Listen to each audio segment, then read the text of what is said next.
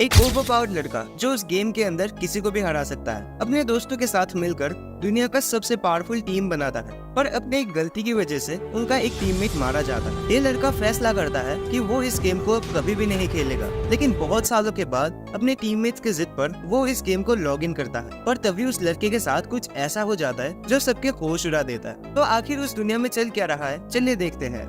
कहानी की शुरुआत में हम एक लड़की को देखते हैं जो ये चेक कर रही थी कि आज उन्हें कौन सा क्वेस्ट मिला है। तभी उनका एक दोस्त देखता है कि कोई टीम कैलेमिटी मॉन्स्टर क्वेस्ट को कंप्लीट करने वाला है। ये सुनकर वो दोनों शॉक्ड रह जाते हैं। असल में दोस्तों, ये उस गेम का सबसे मुश्किल क्वेस्ट है जिसको आज तक बस एक ही टीम कंप्लीट कर पाए हैं, और उस टीम के ऑलमोस्ट आधे से ज्यादा मेंबर्स इस दौरान मारे गए थे, और तब से इस क्वेस्ट को कोई हाथ भी नहीं लगाता। वो लड़की जानना चाहती थी कि कौन इतना पागल है जो इस क्वेस्ट को कर रहा है।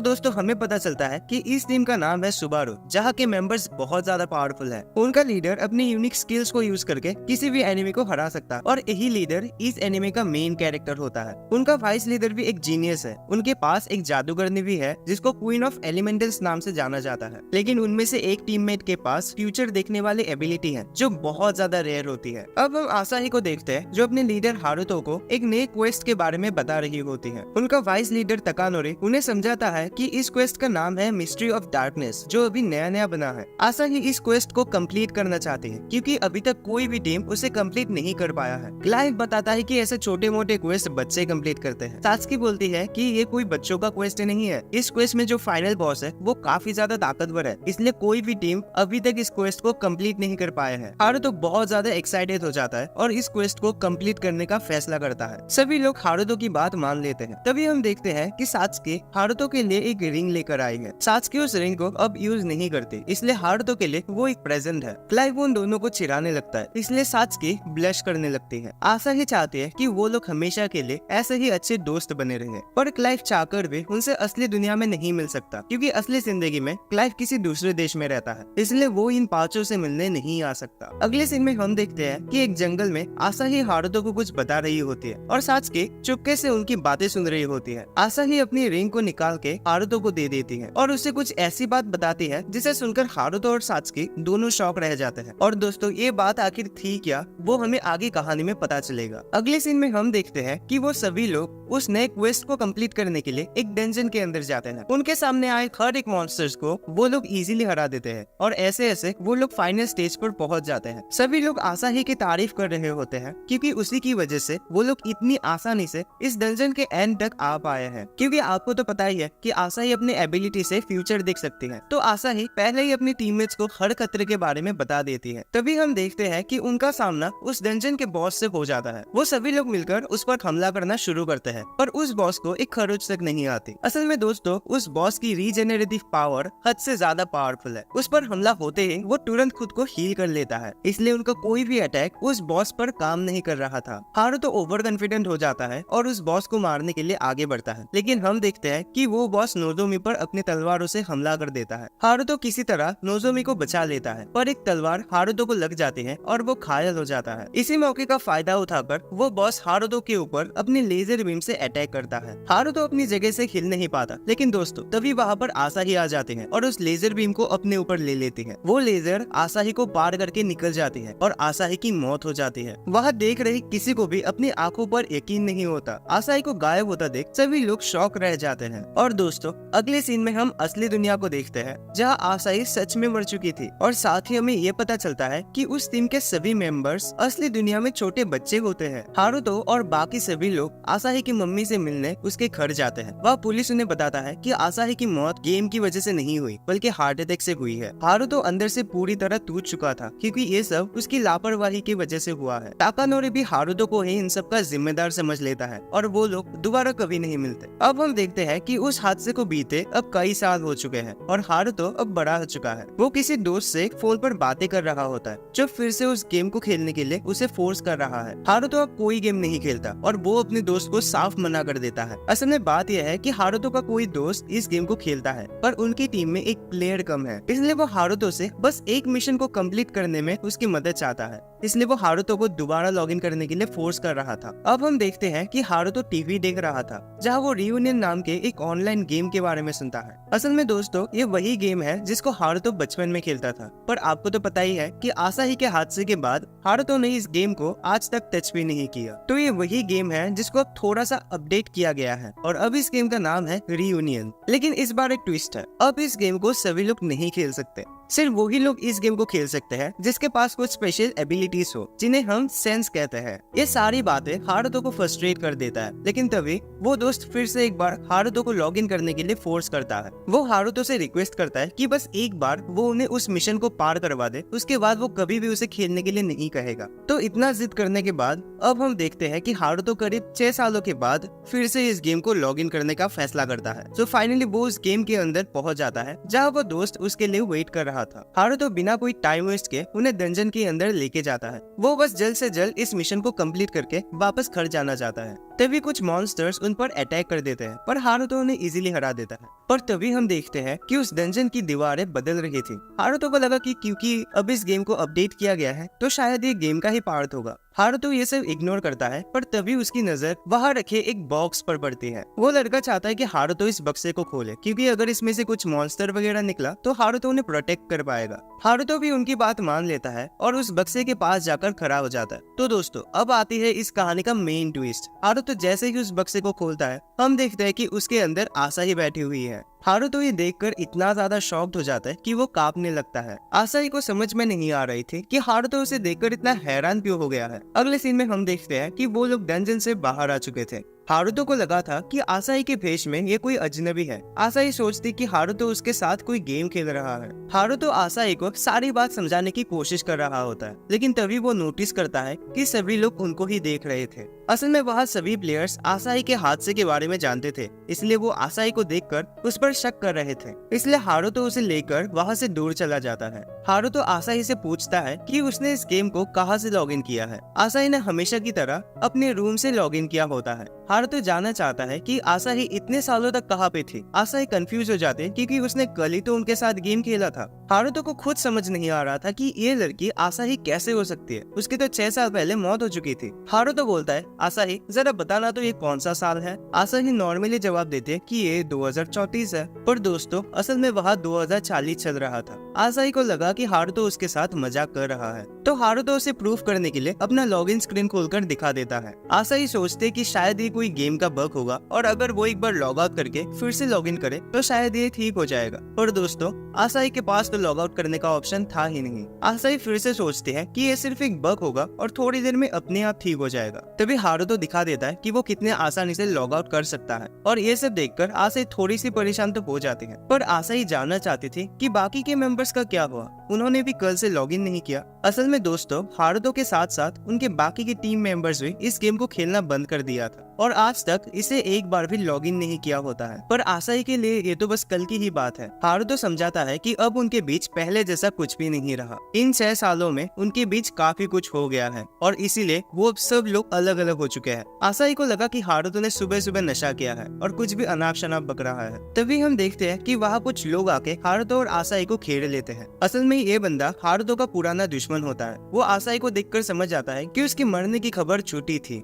वो हारुतो को फिर से एक बार डुएल के लिए चैलेंज कर देता है। हारुतो थोड़ा सा नर्वस हो जाता है क्योंकि दोस्तों आपको तो पता ही है कि हारुतो पहले के जैसा नहीं रहा और ये गेम अब काफी ज्यादा डेवलप हो चुका है। आसाही को यकीन था कि हारुतो उसे एक ही पंच में हरा देगा, क्योंकि आज तक हारुतो ने एक भी डुएल नहीं हारा है। तभी वो बंदा हारुतो के ऊपर एक जोरदार पंच मारता है और हारुतो अपनी जगह से हिल भी नहीं पाता। हारुतो अपनी तलवार से उसे रोकने की कोशिश करता है, लेकिन आसाही हारुतो को डॉज करने को कहती है। असल में दोस्तों आसाही ने फ्यूचर देखने वाली एबिलिटी से पहले ही पता लगा लिया था कि वो बंदा हारुतो के मुंह पर एक किक करने वाला है। अब उस बंदे को कंफर्म हो जाता है कि आसाही सच में फ्यूचर देख सकती है और इसीलिए वो आसाही को कुछ भी करके अपनी टीम में लाना चाहता है। वो हारुतो को मार डालने का फैसला करता है ताकि आसाही उसके टीम में आ जाए। पर तभी हम देखते हैं कि वहाँ ताकानोरी आ जाता है। ताकानोरी अभी के टाइम में सबसे टॉप गिल्ड इल्यूमिनाटी का मेंबर है, इसलिए वो बंदा उसे देखकर डर जाता है। वो ताकानोरी के ऊपर पंच करने की कोशिश करता है, लेकिन ताकानोरी अपनी एबिलिटी से उस बंदे के सारे कपड़े फाड़ देता है और वो बंदा वहाँ से भाग जाता है। आसाही को कुछ भी समझ में नहीं आ रहा था कि आखिर यह चल क्या रहा है। फिर अगले सीन में हम देखते हैं कि आसाही और ताकानोरी कुछ बातें कर रहे होते हैं। आसाही ये सोचकर खुश हो जाते हैं कि अब वो तीनों मिलकर फिर से अपनी टीम को एक्टिव कर सकेंगे, पर ताकानोरी बताता है कि उन्हें अब अपनी टीम में हारुतो की कोई जरूरत नहीं है। हारुतो बहुत कमजोर हो चुका है। असल में तकानोरी हारुतो से बहुत नफरत करता है क्योंकि उसी की वजह से आसाही की मौत हो गई और इसीलिए वो हारुतो को कभी माफ नहीं कर सकता। आसाही हारुतो को छोड़ के नहीं जाना चाहती और ये सुनकर तकानोरी वहाँ से चला जाता है। हारुतो उसे समझाता है कि इन 6 सालों में सब कुछ बदल चुका है और इसलिए वो अब एक साथ नहीं रह सकते। लेकिन तभी आसाही फैसला करती है कि वो हारुतो के साथ मिलकर दोबारा से अपनी टीम सुबारू को एक साथ लाएंगे। अब अगले सीन में हम सात्सुकी को देखते हैं जो बहुत सालों के बाद हारुतो से मिलने के लिए आई होती है। असल में दोस्तों, सात्सुकी ने कल गेम के अंदर हारुतो को देखा था, लेकिन उससे बात करने के लिए वो हिम्मत नहीं जुटा पाए और तब तक हारुतो लॉग आउट कर चुका था। हारुतो बताता है कि वो कल वहाँ अकेले नहीं था, उसके साथ आसाही थी और वहाँ जो कुछ भी हुआ वो सात्सुकी को समझाने लगता है और ऐसे ही वो दोनों कुछ बातें करते हैं और सात्सुकी वहाँ से चली जाती है। अब आगे हम देखते हैं कि सात्सुकी गेम के अंदर किसी के लिए वेट कर रही थी। फिर हमें पता चलता है कि आसाही हारुतो के साथ वहाँ उससे मिलने के लिए आती है। सात्सुकी अपनी आंखों पर यकीन नहीं कर पाती कि ये सच में आसाही है। वो आसाही को देखकर इतनी ज्यादा फ्रस्ट्रेटेड हो गई थी कि वो उसे सारी बातें बताने लगती है कि कैसे उनके मिशन के दौरान आसाही की मौत हो गई थी और कैसे हर साल आसाही की ग्रेव पे जाके वो उसके लिए दुआ मांगती थी। आसाही को अभी भी लगता है कि हारुतो और सात्सुकी मिलकर उसके साथ प्रैंक कर रहे हैं। सात्सुकी पूछती है कि अगर ये सब झूठ है तो वो इतने सालों तक कहाँ थी और अब वो इस गेम को लॉग आउट क्यों नहीं कर पा रही है। पर दोस्तों, आपको तो पता ही है कि आसाही इसीलिए लॉग आउट नहीं कर पा रही है क्योंकि असली जिंदगी में उसकी कोई बॉडी है ही नहीं जहाँ वो लौट सकती है। सात्सुकी दोबारा से सारी चीजों को दोहराना नहीं चाहती। वो सोचती है कि अभी के लिए आसाही सिर्फ एक बग है और कभी भी गायब हो सकती है, इसलिए वो आसाही के साथ अब कोई रिश्ता नहीं रखना चाहती क्योंकि वो 6 साल उनके लिए बहुत तकलीफ भरे रहे। तभी हम देखते हैं कि कोई उन पर हमला कर देता है जिसे हारुतो इजीली रोक लेता है और हमें पता चलता है कि दूसरे गिल्ड के मेंबर उन्हें घेर लेते हैं। असल में उन्हें भी आसाही की पावर चाहिए थी, इसलिए वो हारुतो को मारने के लिए वहाँ आते हैं। सात्सुकी अपने पावर से उन सभी को चुटकियों में हरा देती क्योंकि सात्सुकी इन 6 सालों में बहुत ज्यादा पावरफुल हो चुकी थी। वो अब सभी के सभी एलिमेंटल्स एक साथ यूज कर सकते हैं। सिर्फ हारुतो ही पहले जैसा रह जाता है क्योंकि इतने सालों तक उसने इस गेम को टच भी नहीं किया होता है। तभी हम लाइटनिंग गिल्ड के लीडर को देखते हैं और हमें पता चलता है कि वो लोग भी आसाही के पीछे पड़े हुए हैं। लेकिन तकानोरी वहाँ आ जाता है और उस लीडर को समझाता है कि अगर उसने आसाही को हाथ भी लगा तो वो उनमें से किसी को भी नहीं छोड़ेगा। अब आसाही हारुतो और सात्सुकी के साथ अपने पुराने गिल्ड में आ चुकी थी।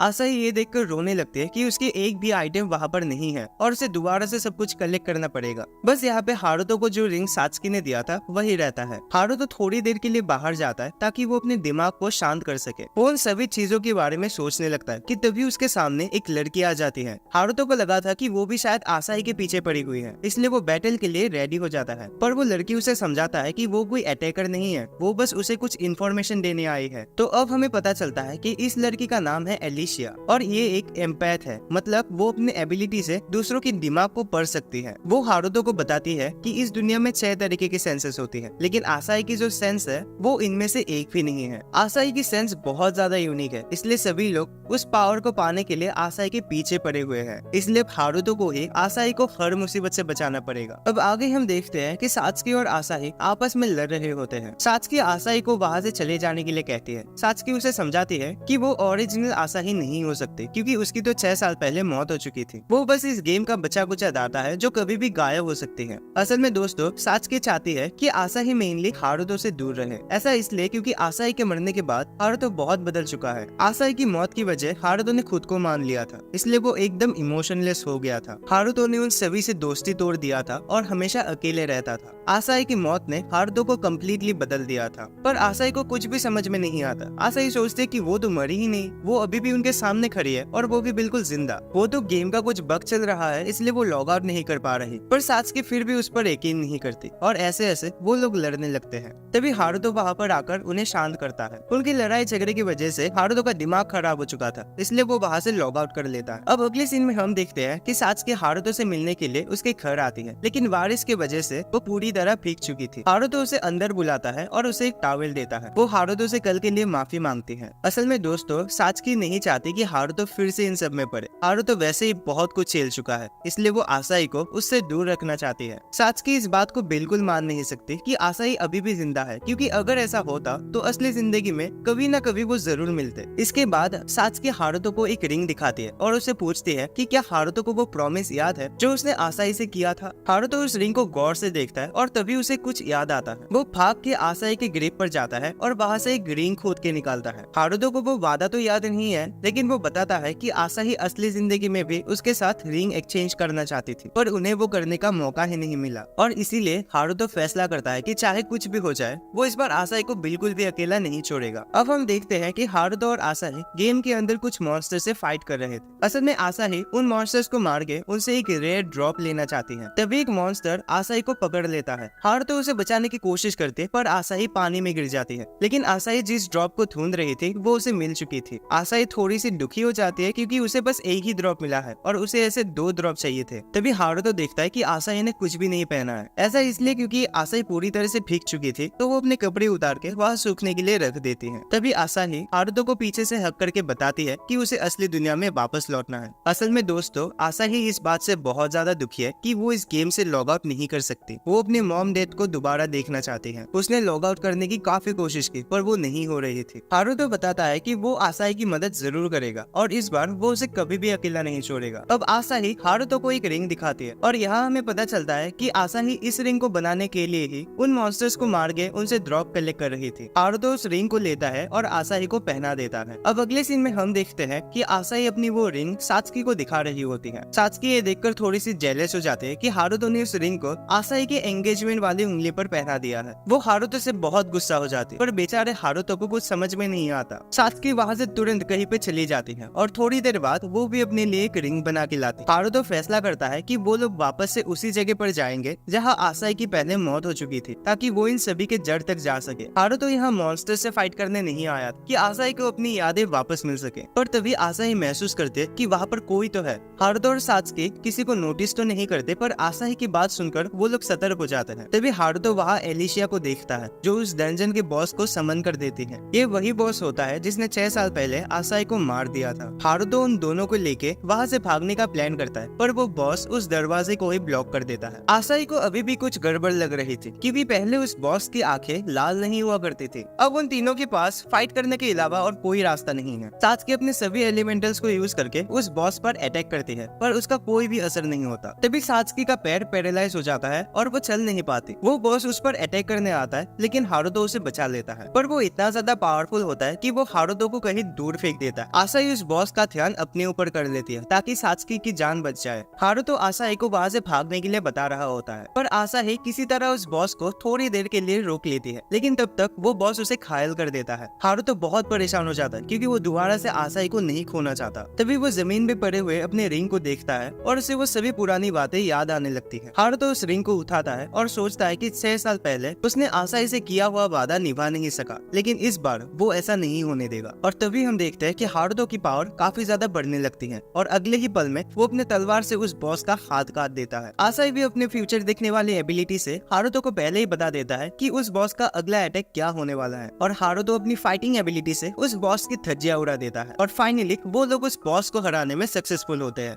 अब अगले सीन में हम देखते हैं कि वो लोग उस डंजन से बाहर आ जाते हैं। आसाही सोचती है कि अब बस उन्हें बाकी के टीम मेंबर्स को एक साथ लाना होगा पर वो नहीं जानती कि उन्हें कांटेक्ट कैसे करना है। तभी सात्सुकी आसाही के कॉलर पे एक लाल कलर की चीज नोटिस करती है। आसाही को लगा था कि वो शायद उस बॉस से गिरा हुआ एक ड्रॉप होगा पर जैसे ही आसाही उस चीज को गौर से देखती है वो बेहोश हो जाती है और हमें एक ब्लरी टाइप का विजन दिखाया जाता है। आसाही को लगा कि शायद उन 6 सालों में उसके साथ जो कुछ भी हुआ ये उसका एक विजन है। हारुतो और सात्सुकी भी कंफ्यूज हो गए थे कि आखिर ये विजन था क्या। अब अगले सीन में हम देखते हैं कि वो तीनों आसाही के कमरे में थोड़ा सा रेस्ट कर रहे थे। हारुतो सोचता है कि शायद वो विजन आसाही को इस गेम से लॉग आउट करवाने का कोई हिंट हो सकता है। सात्सुकी भी इस बात से सहमत थे पर फिर भी वो लोग बिल्कुल भी आइडिया लगा नहीं पा रहे थे। आसाही सोचते कि सबसे पहले उन्हें अपनी टीम को फिर से फॉर्म करने में ध्यान देना चाहिए क्योंकि तब सभी लोग मिलकर इस प्रॉब्लम को इजीली सॉल्व कर सकेंगे। अब हमें पता चलता है कि सात्सुकी किसी ऐसे बंदे को जानते हैं जो उन्हें उनके टीममेट्स के बारे में बता सकता है और इसीलिए वो लोग उसे मिलने के लिए जा रहे होते हैं। पर तभी उनके सामने कोई दूसरे गिल के मेंबर्स आ जाते हैं और उन्हें चारों तरफ से घेर लेते हैं। असल में दोस्तों वो लोग यहाँ आसाही के लिए आए थे। उनका लीडर लेटोस चाहता है कि हारुतो चुपचाप आसाही को उनके हवाले कर दे, लेकिन तभी हम देखते हैं कि ब्रिल सोसाइटी नाम का एक गिल भी वहाँ पर आ जाता है जिसके लीडर का नाम है एंजेलस। लेटोस जानता है कि एंजेलस की टीम बहुत ज्यादा पावरफुल है इसलिए वो उनसे बेमतलब की लड़ाई नहीं करना चाहता और वहाँ से चला जाता है। अब हम देखते हैं कि एंजेलस हारुतो को अपनी टीम में आने के लिए कहता है। वो हारुतो को समझाता है कि अगर वो लोग उसके टीम में रहे तो उनके साथ साथ आसाही भी बिल्कुल सुरक्षित रहेंगी, लेकिन आसाही किसी दूसरे टीम में नहीं जाना चाहती। वो अपने सुबारू टीम में ही रहना चाहते हैं और इसीलिए वो एंजेलस की इस ऑफर को मना कर देती है। एंजेलस भी उन्हें ज्यादा फोर्स नहीं करता और वहाँ से चला जाता है पर जाते समय वो हारुतो को एक वार्निंग देता है कि अगर उनकी वजह से इस दुनिया में कुछ भी प्रॉब्लम हुई तो एंजेलस उन्हें मारने के लिए अपनी पूरी ताकत लगा देगा। अब अगले सीन में हम देखते हैं कि सात्सुकी हारुतो के लिए वेट कर रही होती है। असल में हारुतो ने सात्सुकी को अपने साथ शॉपिंग के लिए बुलाया होता है। वो लोग एक इलेक्ट्रॉनिक की दुकान पे जाते हैं जहाँ हारुतो को एक नया गेम सेटअप खरीदना था।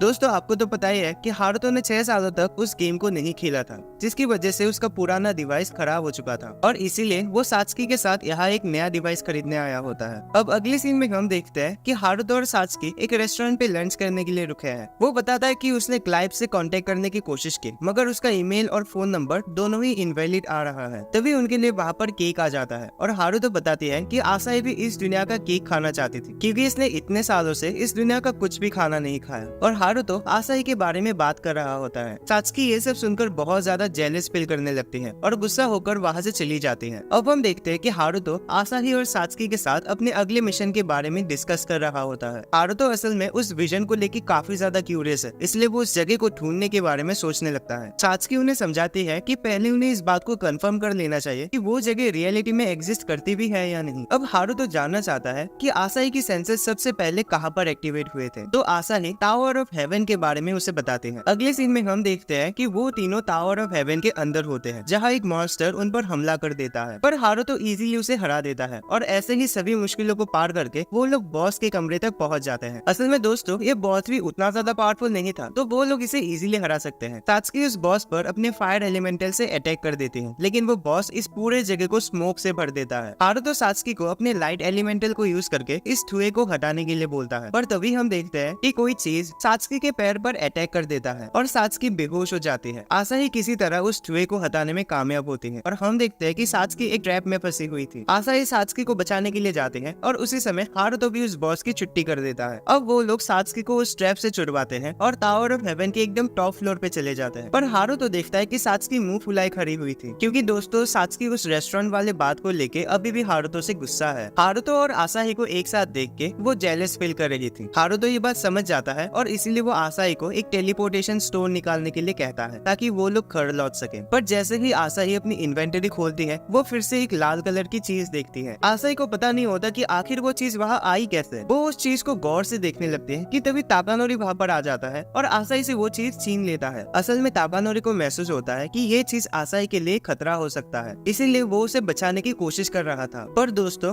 अब हम देखते हैं कि ताकानोरी हारुतो के ऊपर ब्लेम लगा देता है कि वो पिछली बार की तरह इस बार भी आसाही को मारना चाहता है और इसीलिए ताकानोरी आसाही को किसी भी हालत में बचा कर रहेगा। हारुतो उसे समझाता है कि उसे गलतफहमी हो गई है, वो तो बस आसाही को लॉग आउट करवाने में उसकी मदद करना चाहता है। लेकिन ताकानोरी हारुतो की एक भी बात नहीं सुनता। ताकानोरी अपनी एबिलिटी से वहाँ सबको गायब कर देता है और हारुतो को एक डुएल के लिए चैलेंज करता है, ताकि वो उसे मारकर इस मसले को यही खत्म कर सके। ताकानोरी अपने पूरे ताकत के साथ हारुतो को पंच करता है, पर हारुतो उसे ब्लॉक कर लेता है। ताकानोरी चाहता है कि हारुतो आसाही से दूर रहे। वो जानता है कि आसाही इस गेम से लॉग आउट नहीं कर पा रही, इसलिए ताकानोरी भी हमेशा के लिए इस गेम में लॉग इन रहने का फैसला करता है, ताकि वो आसाही के पास रह सके। हारुतो उसे पूछता है कि क्या वो आसाही की फीलिंग्स को समझता भी है। आसाही अपनी टीम सुबारू को वापस से एक साथ लाना चाहती है, लेकिन ताकानोरी आसाही को बचाने के लिए इतना ज्यादा पागल हो चुका था कि वो आसाही की ट्रू फीलिंग्स को समझ ही नहीं पा रहा। हारुतो की ये सब बकवास सुनकर ताकानोरी बहुत गुस्सा हो जाता है और उस पर एक पावरफुल अटैक कर देता है। हारुतो भी अपनी एबिलिटी से उसके वो अटैक को ब्लॉक कर लेता है और तभी हम देखते हैं कि सात्सुकी ताकानोरी का वो बैरियर तोड़ देती है। ताकानोरी देखता है कि आसाही भी उसकी तरफ गन पॉइंट कर रही थी, इसलिए वो वहाँ से चला जाता है। सात्सुकी भी इन सब से परेशान होकर लॉग आउट कर लेती है। अब अगले सीन में हम देखते हैं कि ताकानोरी अपने असिस्टेंट से कुछ बातें कर रहा था, तभी उसे पता चलता है कि लेटोस और एंजेलस ने उनके ऊपर हमला कर दिया है। ताकानोरी समझ जाता है कि वो लोग आसाही के पीछे पड़े हुए हैं, इसलिए वो आसाही को अवेकन करने का फैसला करता है। अब हम देखते हैं कि हारुतो और आसाही नोआचिस कंटिनेंट आए होते हैं। असल में वो लोग यहाँ क्लाइव और नोजोमी के बारे में जानने आए थे, पर काफी लोगों से पूछताछ करने के बाद भी उन्हें कुछ पता नहीं चलता। वो लोग थोड़ा रेस्ट करने के लिए एक जगह पर रुकते हैं, जहाँ सात्सुकी भी ऑनलाइन आ चुकी थी। आसाही को सात्सुकी के बारे में चिंता हो रही थी कि कहीं उसकी तबीयत तो खराब नहीं है। सात्सुकी बता दे कि वो बिल्कुल ठीक है और ऐसा कुछ भी नहीं है, कल बस उसका थोड़ा मूड खराब था। अब हम देखते हैं कि वो अपनी इन्वेस्टिगेशन को जारी रखते हैं और एक दूसरे कंटिनेंट की तरफ जा रहे होते हैं, पर आसाही को यहाँ पर शक होता है कि ये फॉग कुछ ज्यादा ही घना होते जा रहा है। सात्सुकी समझ जाते हैं कि ये एक ट्रैप है और किसी ने अपने जादू से इस फॉग को बनाया है। और तभी हम देखते हैं कि एंजेलस वहाँ उसके सामने आ जाता है। तभी सात्सुकी नोटिस करते हैं कि हारुतो और आसाही वहाँ पर है ही नहीं। दूसरी तरफ हम हारुतो को देखते हैं, जिसको लेटोस के लोगों ने घेर रखा था। तो दोस्तों यहाँ हमें काफी सारी चीजें पता चलती है। असल में लेटोस, एंजेलस और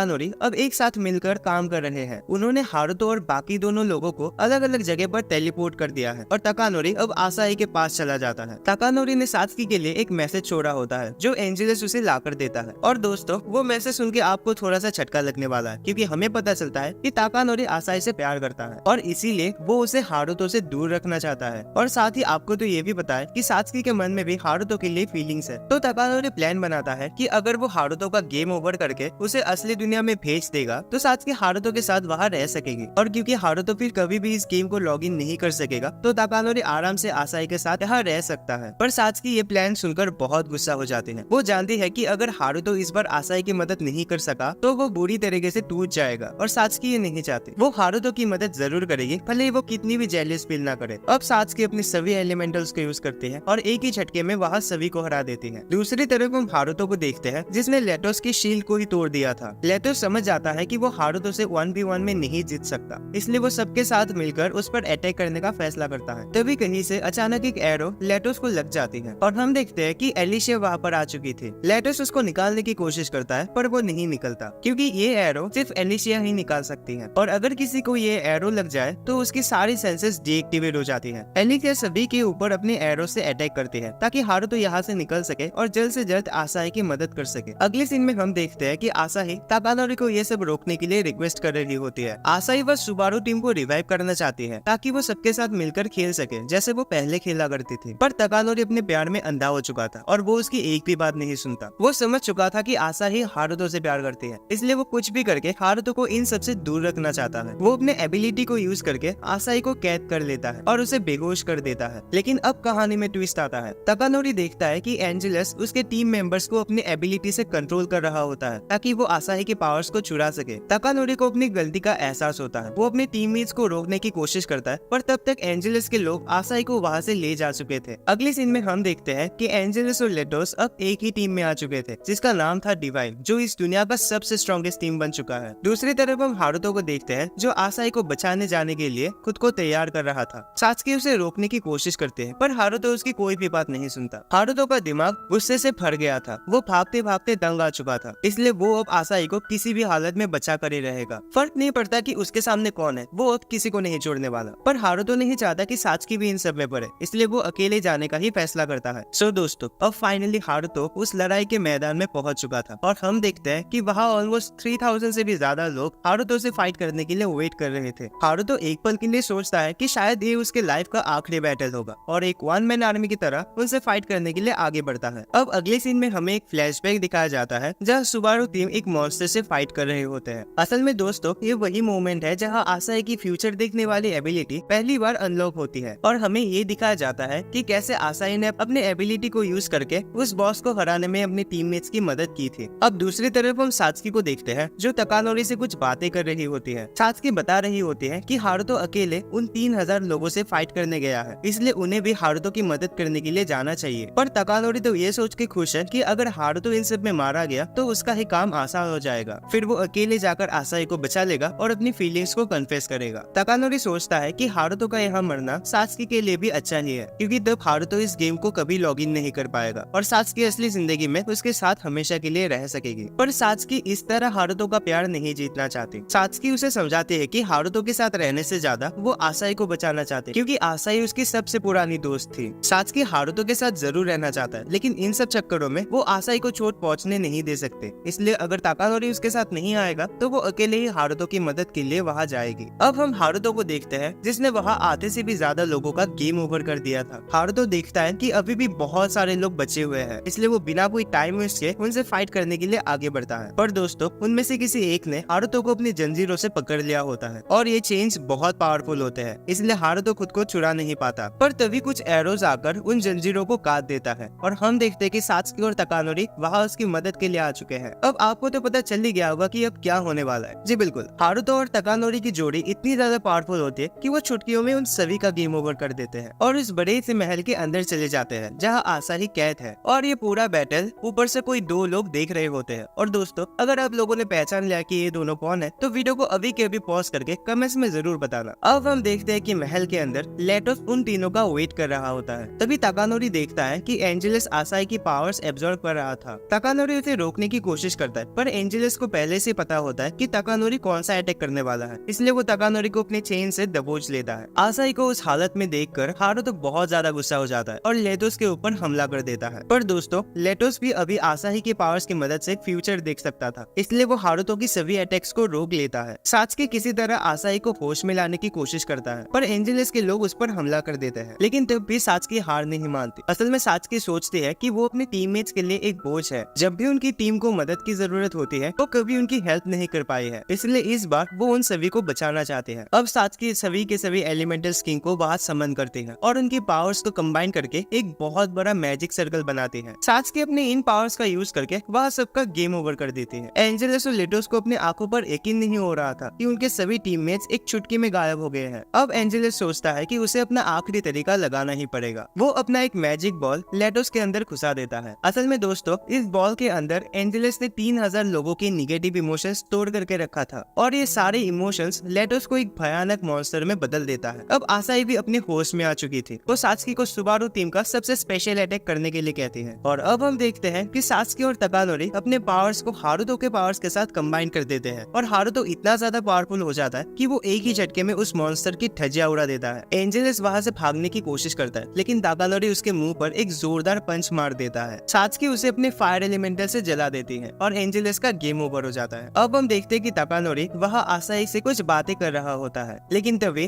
फिर से उन सभी लोगों को एक दूसरा विजन दिखाया जाता है जहाँ कुछ एक्सपेरिमेंट वगैरह की बातें चल रही होती है, लेकिन किसी को भी कुछ समझ में नहीं आता। आसाही इन सब में इतना ध्यान नहीं देती और ताकानोरी को फिर से सुबारू टीम को ज्वाइन करने के लिए कहता है, पर ताकानोरी उसे मना कर देता है। वो जाते जाते हारुतो को और भी ज्यादा पावरफुल बनने के लिए कहता है, क्योंकि किसी दिन वो उसके साथ अपना पुराना हिसाब जरूर सेटल करेगा। और ये कहकर ताकानोरी वहां से चला जाता है। तो आज के वीडियो के लिए बस इतना ही। वीडियो अच्छी लगी तो लाइक करना और कमेंट्स भर देना कि इसका सेकंड पार्ट तुम्हें चाहिए कि नहीं, और चैनल को सब्सक्राइब करके रखना ताकि तुम वो वीडियोस मिस ना करो। एंड मैं तुम्हें मिलता हूँ एक और नए वीडियो पे।